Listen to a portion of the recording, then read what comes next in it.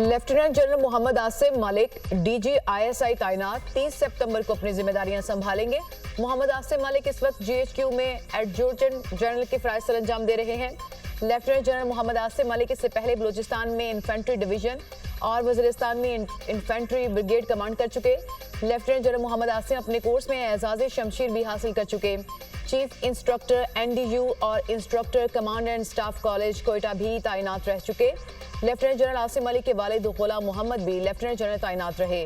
Core commander Rawalpindi भी रहे। गुलाम मोहम्मद को जनरल जीएम के तौर पर जाना जाता है।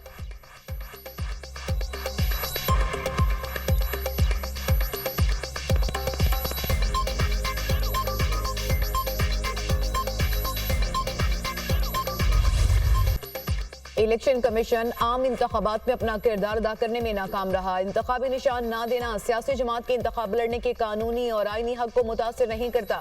तहरीक इंसाफ कौमी असम्बली में मखसूस नशिस्तों की हकदार है।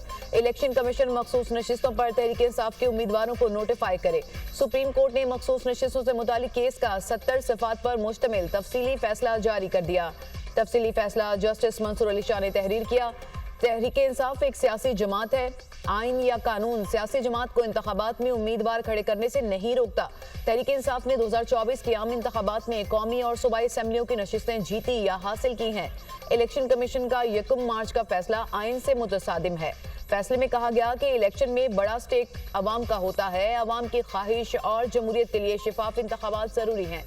तफसीली फैसले में पेशावर हाई कोर्ट के फैसले को भी कलअदम करार दिया गया। सुप्रीम कोर्ट ने इलेक्शन रूल्स के शिक 94 को गैर आईनी करार देते हुए कलअदम करार दे दिया। रूल 94 आइन और इलेक्शन एक्ट 2017 से मुतसादिम है। सुप्रीम कोर्ट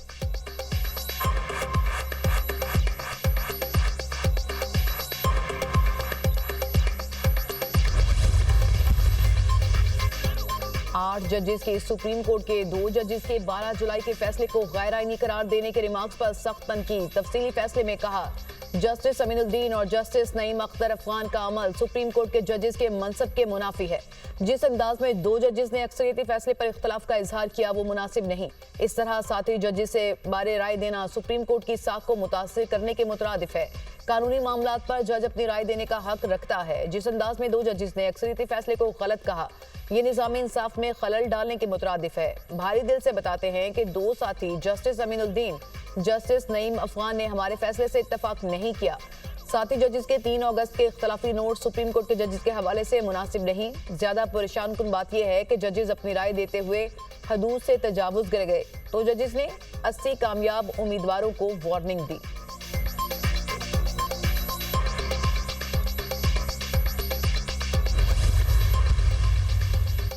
इलेक्शन कमीशन का मखसूस नशिस्तों से मुतालिक इजलास बेनतीजा खत्म। इलेक्शन कमीशन आज के इजलास में भी कोई फैसला नहीं कर सका।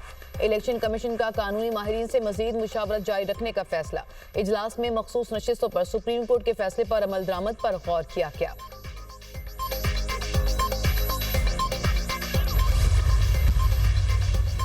तरमीमी ऑर्डिनेंस के बाद सुप्रीम कोर्ट की प्रैक्टिस एंड प्रोसीजर कमेटी का पहला इजलास कुछ देर बाद होगा। इजलास के एजेंडे में आर्टिकल 63A नजरसानी दरखास्तों को समाअत के लिए मुकर्रर करना शामिल।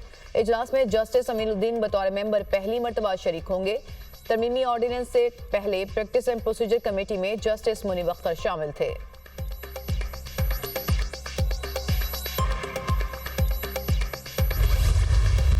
प्रैक्टिस एंड प्रोसीजर ऑर्डिनेंस के खिलाफ रजिस्ट्रार ऑफिस का एतराज कलअदम करार। लाहौर हाई कोर्ट के जस्टिस फैसल जमान खान का दरख्वास्त को समाअत के लिए मुकर्रर करने का हुक्म। अदालत का गैर जरूरी एतराज आयद करने पर रजिस्ट्रार ऑफिस के अफसरान पर बरहमी का इजहार। ये क्या एतराज लगा दिया आपने? वफाकी हुकूमत ने एक ऑर्डिनेंस जारी किया है तो ये कहीं भी चैलेंज हो सकता है। अदालत के रिमार्क्स। तहरीक इंसाफ ने प्रैक्टिस एंड प्रोसीजर ऑर्डिनेंस को सिंध हाई कोर्ट में चैलेंज कर दिया। दरख्वास्त तहरीक इंसाफ सिंध के सदर हलीम आदिल शेख ने दायर की। Practice and procedure ordinance supreme court के फैसले की वाज़ेह खिलाफ वर्जी है। चीफ जस्टिस काजी फाजिसा अपने ही फैसले की खिलाफ वर्जी कर रहे हैं। दरख्वास्त में मौक़िफ़ ऑर्डिनेंस को कलअदम करार देने की इस्तदा।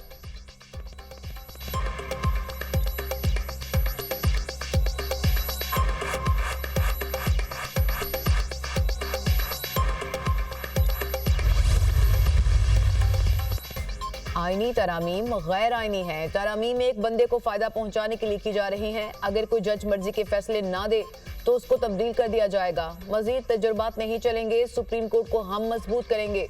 इलेक्शन कमीशन का वजाहत मांगना बदनीयती पर मबनी है। Chairman PTI barrister Gohar Khan की मीडिया टॉक। कहा, अमेरिका का वीजा आसानी से मिल जाता है लेकिन जलसे का एनओसी नहीं मिलता।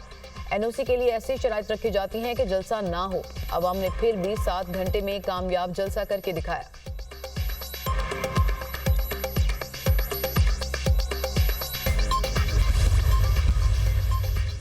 हर मसले का हल मुज़ाकरात में है। तमाम जमातों के एक पेज पर होने से मसाइल हल होंगे। सियासी जमातें ज़ाती मफादात की बजाय मुल्की मफादात को मद्देनजर रखें। सुप्रीम कोर्ट के फैसले से फ्लोर क्रॉसिंग का कानून सवालिया निशान बन गया। इलेक्शन कमीशन सियासी जमातों को रेगुलेट करता है। स्पीकर पंजाब असेंबली मलिक अहमद खान की प्रेस कॉन्फ्रेंस।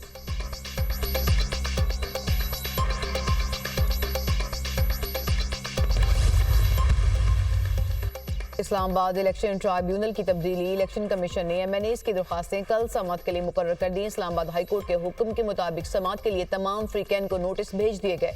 इलेक्शन कमीशन ने रिटायर्ड जज को इलेक्शन ट्राइब्यूनल तैनात किया था। इस्लामाबाद हाई कोर्ट ने इलेक्शन कमीशन के जस्टिस तारिक महमूद जहांगीरी को तब्दील करने का इलेक्शन कमीशन का हुक्म कलअदम करार दिया था।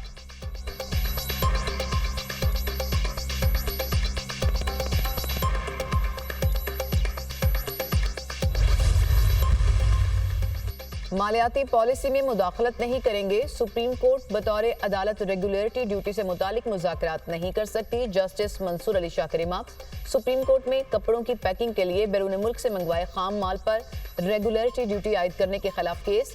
जस्टिस मंसूर अली शाह ने कहा कि वफाकी हुकूमत रेगुलेटरी ड्यूटी आयद कर सकती है। ये फेडरेशन का पॉलिसी मैटर है। वफाकी हुकूमत ने तय करना है कि किस पर रेगुलेटरी ड्यूटी आयद करनी है। जस्टिस आयशा मलिक ने रिमार्क्स दिए कि हमारा काम मालियाती पॉलिसी को देखना नहीं है। अदालत ने हाई कोर्ट के फैसले के खिलाफ अपील खारिज कर दी।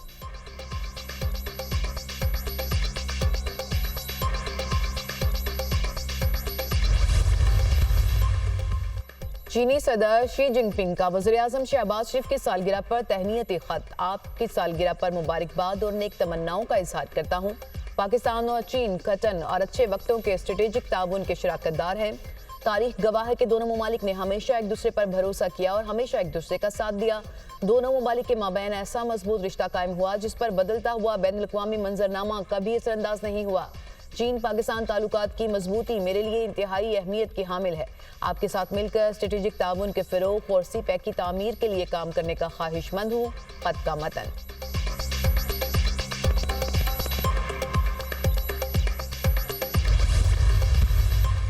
वज़ीर-ए-आज़म शहबाज शरीफ अक़वाम मुत्तहिदा की जनरल असम्बली के इजलास में शिरकत के लिए आज लंदन से न्यूयॉर्क पहुंचेंगे। वज़ीर-ए-आज़म का 27 सितंबर को आलमी फोरम से खिताब शेड्यूल। फ़लस्तीन और कश्मीर के मज़लूम अवाम का मुकदमा दुनिया के सामने रखेंगे। इस्लामोफोबिया और मौसमियाती तब्दीलियों का मामला भी उठाया जाएगा। वज़ीर-ए-आज़म शहबाज शरीफ की अक़वाम मुत्तहिदा के सेक्रेटरी जनरल और दीगर आलमी रहनुमाओं से मुलाकातें शेड्यूल। वज़ीर-ए-आज़म की IMF हुकाम के साथ मुलाकातें भी मुतवक्के।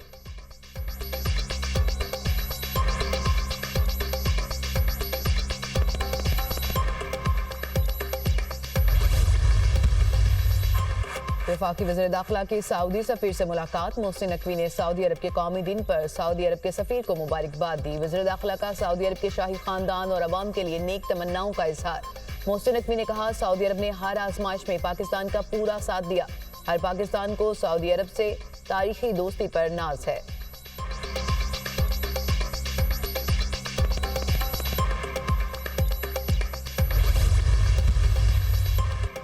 वज़ीर आला पंजाब मरियम नवाज और नवाज शरीफ से अमरीकी सफ़ीर डोनाल्ड ब्लूम की मुलाकात। दोनों ममालिक के बाहमी दिलचस्पी के अमूर पर तबादला ख्याल। मुलाकात में वफाकी वज़ीर एहसन इकबाल और सीनियर सूबाई वज़ीर मरियम औरंगज़ेब की भी शिरकत।